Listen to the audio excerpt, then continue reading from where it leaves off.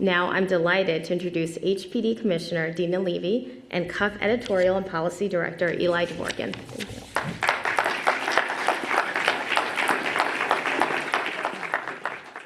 Commissioner, come on, join me.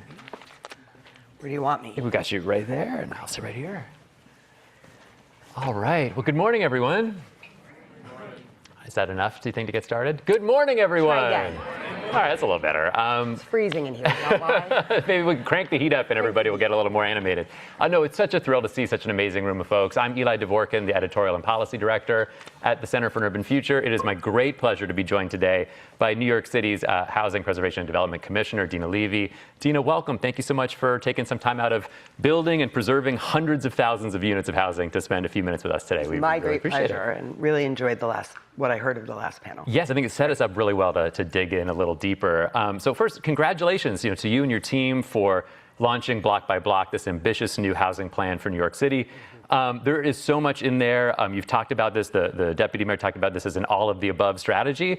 So we won't get into the all of the above today in 20 minutes or so. There's a lot of pieces in there, but I want to zoom in on a couple of those pieces. Sure. And as that last panel talked about, and by the way, can we get one more round of applause for that amazing panel? And such thoughtful insights. And special thanks also to Brandy McHale for supporting today's event, to her colleagues at City, and for leading that conversation. One of the things that conversation surfaced was some of these ideas around the role that homeownership should play in our city's housing strategy. And I think also some of the tension between creating long-term affordability and equity building. How do we have affordable housing if we're also allowing housing to appreciate? How do we balance those interests? So I wanted to start by asking you, Dina, how does homeownership fit into the city's housing strategy? What role should ownership play, and how do you think about it? Yeah, it's great, a lot, great. So I would say, and Sherry sort of touched on this, before I came to the job at HPD, I was leading a lot of the homeownership work for the state of New York, and those issues are the same at the state as they are in the city. It's, a little bit different because we have a lot of markets outside of New York City. I would say it was very important to me personally and to a number of the folks at HPD that homeownership play a pretty central role in the block by block housing plan. I think it is true, it is a majority renter city, but homeownership is something we hear about all the time, particularly in outer boroughs, as something we need to put more attention to. So I was very, very proud that we had a doubling of the commitment for our new construction homeownership program. I think Sherry mentioned it, it's called Open Door. But probably a couple exciting things, but one of the most exciting things was a new program called Our Home, which Sherry also referenced. This is a new term sheet that is specifically dedicated to allowing for conversion of rental buildings to affordable shared equity cooperatives. Maybe we'll explore condos. I was listening to what Thomas said about that. It is the first time, I think, maybe in decades, certainly since the third-party transfer program was birthed, that there is a specific dedicated door or program to allow for tenants to make the collective decision that they want to convert their homes into home ownership.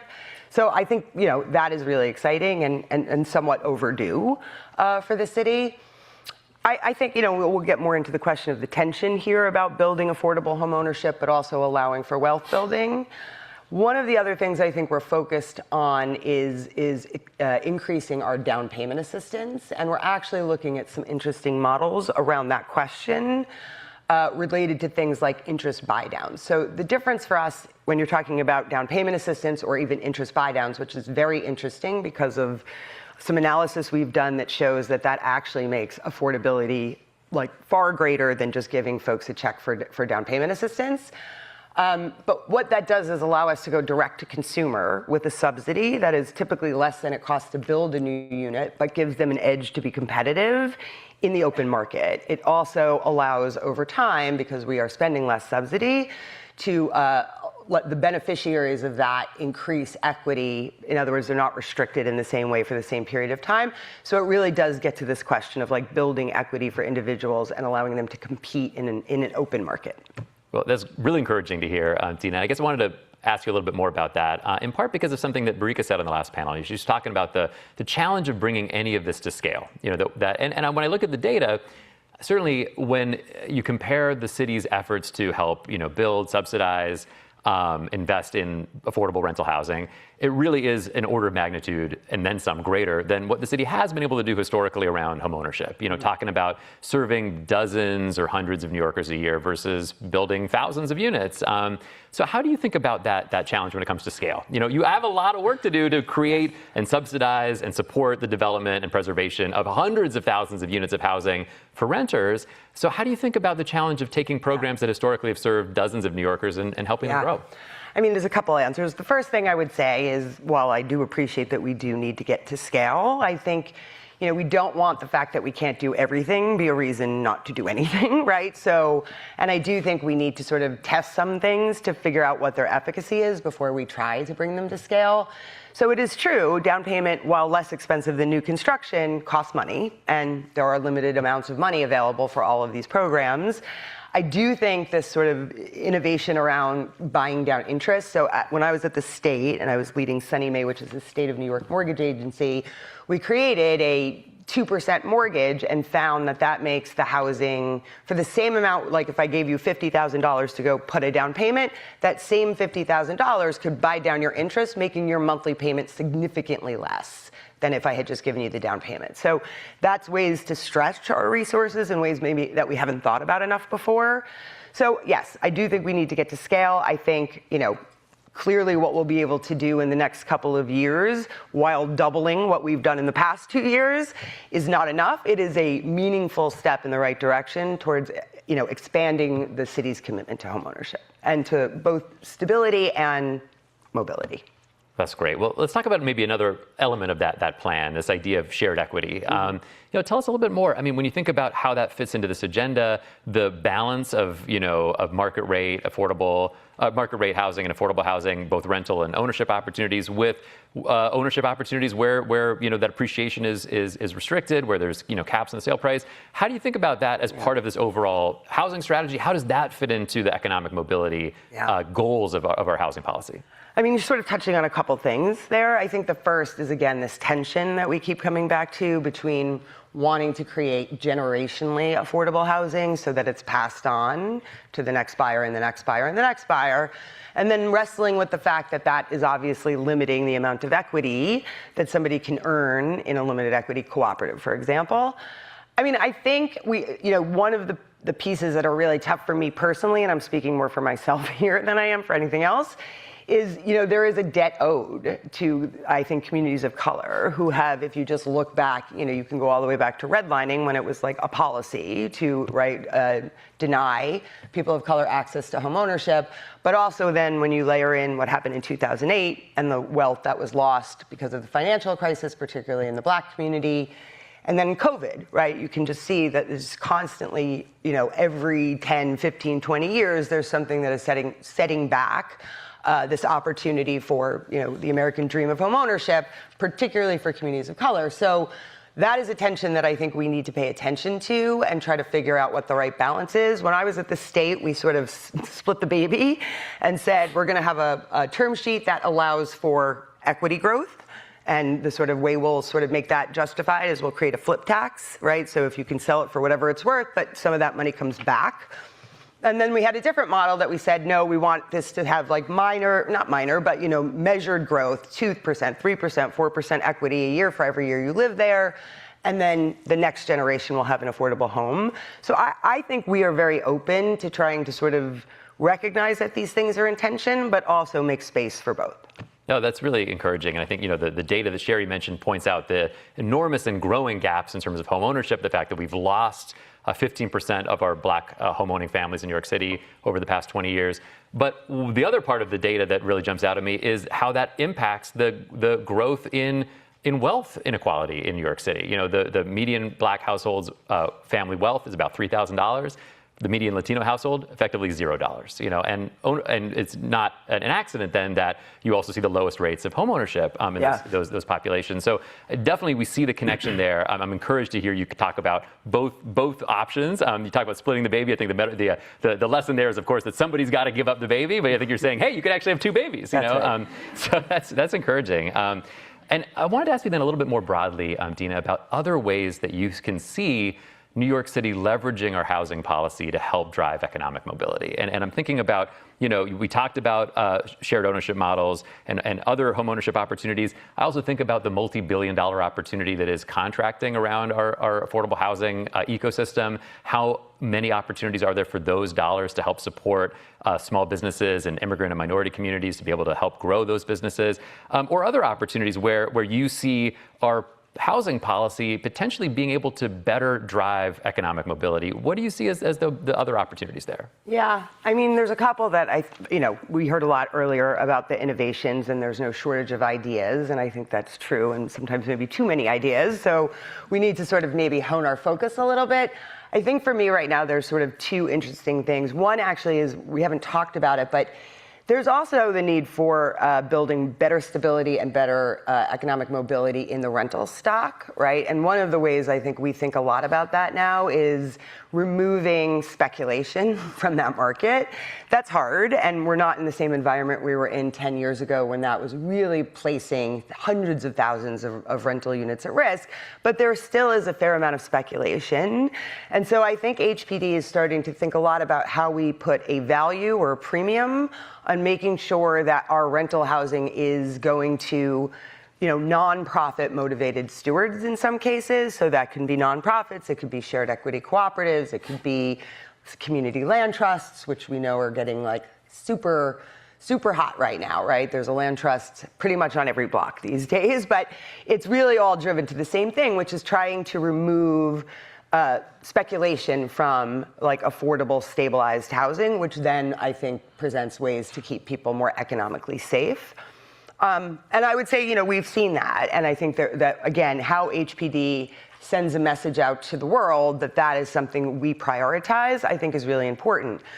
On the other side, I think we're also talking to for-profit developers, many of whom are dedicated to affordable housing, and looking at interesting models there, including things like profit sharing. So if a building is performing well and rents are being paid and, the building is appreciating, could tenants in some way basically share in that appreciated value through some type of equity stake in the building? And we're actually having some really interesting conversations with for-profit developers who I think are really interested in exploring whether you necessarily need to own the building to share in the profit of a building that operates and functions well. I'd say the last bit is, and this is sort of, this is the big one for me, is how are we going to start to drive down the cost of building both rental and homeownership units in the city? It is really the great challenge, right? If we are going to continue having to spend, I don't know if folks know, but $600,000-$700,000 a unit in subsidy just to build a unit is going to be really hard to get to the kind of scale that you're asking about. We are hopeful. Sometimes I feel a little bit like Charlie Brown in the football because we keep trying and don't quite get there, but we are hopeful about new models and things like off-site construction. Again, just to reflect on an example at the state, right as I was leaving, we were trying something with a manufactured housing producer called a cross-mod, where we were able to build an 1,800 square foot, 3-bed, 2-bath home, front porch, and attached garage, all in $250,000, delivered to the site and ready for sale. The state is now expanding that effort by $100 million. It was a huge, to build a home ready for sale for $250,000 in New York City would be game changing. So I think we have to keep exploring new models and figure out, what controls are driving these costs up and what do we do collectively to bring them down so that we can build more housing and get more people into that housing so that they can build wealth and stability. Well, it's so heartening to hear about that progress at the state level, and I think the idea of a $250,000 home in New York City would probably blow a lot of minds. Mine too. For good reason. But it also, you bring up, I think, another related point, which is we can only do so much to build affordable housing, whether that's for renters or for homeownership opportunities, given the scale of the subsidy required. Yeah. It's just such an enormous task given the cost. So one whole thread of that conversation, a policy conversation, can and obviously is right now focusing on how do you bring down the cost. Yep. But one other piece of it that seems equally important then is how do you preserve the affordable housing that we've got? That's a bigger conversation.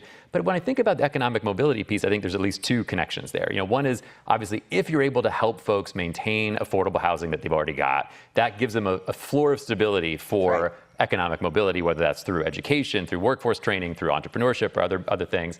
The second piece I think about is how do we, as a city, preserve more of that is actually owner-occupied today? We write a lot at the Center for an Urban Future about the city's future. Well, one of the things that defines the city's future is we're aging rapidly as a city. Our older adult population has grown by about a third over the past decade. How do we keep pace with those changes? So my question for you is around what else can the city be doing to preserve those assets that folks already have? For that aging homeowner in Queens all of whose assets are locked up in that home, who wants to pass it down to the next generation, but has to put a new roof on the house in order to get insurance next year. Doesn't have the cash to be able to do something like that. Where do you see the opportunities for the city to help owners preserve more of that wealth that they've got, to be able to ensure that can be preserved, in particular in those low-income communities and communities of color that have faced the greatest systemic barriers to acquiring that asset in the first place? You heard a little bit from Brandy earlier about the growth of other scams, affecting homeowners. We've heard a lot recently as a city about challenges around not only foreclosure prevention but deed theft. So how do you tackle those challenges? It's a lot. It's a lot. I think it's really important, and I'm glad you raised it, because I do think preserving and helping existing homeowners stay in place is really, really critical. In the housing plan, and I think Sherry already mentioned it, there is a program that we run called Home Fix, and I'll be honest, right? It should be easy, right? Somebody's got a $50,000 roof that needs repair or a boiler. We should be able to do that quickly. It hasn't been functioning as quickly as it should, and I think one of the things we're really focused on is what have we done as a government? And I think you're seeing this in things like the speed report. What have we done as a government to make these things not easy to access? People are don't really know how to get to us. We don't know, why does it take so long? Why do you have to upload so many documents just to get a grant to fix your roof? So I think one of the things we really need to focus on is how to bring the tools that we do have available, and we do have funding for this Home Fix program, to the community faster, more streamlined, easier. Don't make it so hard. If you're a senior and you have to jump through 1,000 hoops, people just get tired and give up. So I think one of the things is really that is within our control, and one of the themes that I've been really focused on is fixing what is within our control. So making those programs operate more directly and cleanly is definitely a high priority. The other thing that we brought back in the housing plan, that's something I actually worked on when I was at the Attorney General's office, is a program that actually the Center for New York City Neighborhoods, Christy Peel, who was here, launched, called MAP, which is the Mortgage Assistance Program. It's actually broader than that. It is basically a loan grant program meant to help homeowners with very small or medium small balance, water debt, tax debt, mortgage debt, get current and avoid foreclosure. And the value of that is just incredible, right? If it costs me $50,000 to keep somebody in their home, and then you look at the cost to the city, to everybody, to see a 5-year foreclosure play out, it is so clearly smarter to make that investment up front. And we have found, because the program's now been operating for a number of years, that once you make that sort of lifeline for somebody to help them stay in their home, they generally retain the home for a really long period. So in the housing plan, you'll see new money dedicated specifically for sort of advancing, it hasn't been funded in a number of years, this mortgage assistance program, which will also be an intervention to help people get current on taxes, water, all of those things. So I think that's a really critical, important piece, and I think we need to think about other strategies, especially as we talk about whether or not the lien sale will be coming back, and whether or not that's a good idea, and what should we be doing for single-family homeowners to make sure they are not being treated in a disparate way on these types of tax collection issues. So we're very excited to really refocus our efforts through something we have something called the Homeowner Help Desk. It's another place where I think we need to tighten things up, because people call and they're not really sure which program they're looking for. So there's a lot more we need to do, but I do think there is a huge amount of energy coming out of the agency right now to make sure that we are preserving the affordable homeownership that we already have, while thinking about new ways to expand and increase access. That's great to hear. Well, let me ask you one more question, Dina. I mean, we're looking out of this room of folks. We've got, I think hundreds more tuned into the live stream. Many of these folks are your partners in all of this work. They're affordable housing developers, they're run nonprofits, they're working on the ground in communities to help stabilize homeowners that are facing some of these challenges. All of the above. We've got philanthropy in the room. We've got folks from the state legislature, from the governor's office. So I want to ask you a little bit about, what does everybody else need to do? HPD's busy. You're doing a lot. We want you to be busy. I don't want to tell. Well, I want to ask you a little bit about, whether it's, because you have this experience at the state level, whether it's some partnership that you'd like to see expand or grow, or things that you'd like to see the state do to support the city's goals, or things that you'd like to see philanthropy do to reach out a hand and say, hey, this is a way that the philanthropic community in New York can help advance some of these goals, or folks in the private sector. We've got folks in the room that are doing, market development, in New York City. Where else would you like to see those other partners step up and play a role?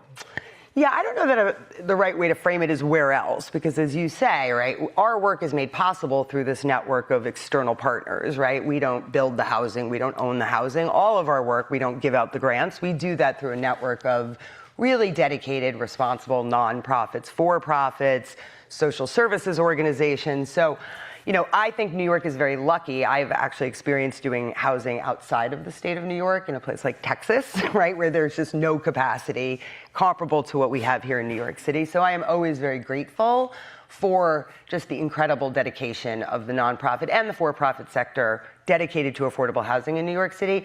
I think where I would say maybe we need to do better with each other is folks need to see HPD as a place where they can come to tell us, right, what is working, what is not working, what do you need that we're not doing, what problem do you see that we're not addressing. I think a lot of that kind of comes out, unfortunately, vitriolically in the press, right? And really people don't know that the door is open. We want to hear from our partners. We want to hear what you're frustrated by or what you think we need to be doing better. And also you need to hear it, right? So if there's something we think isn't functioning properly, like I mentioned, the Home Fix program, we need to be able to problem solve that together.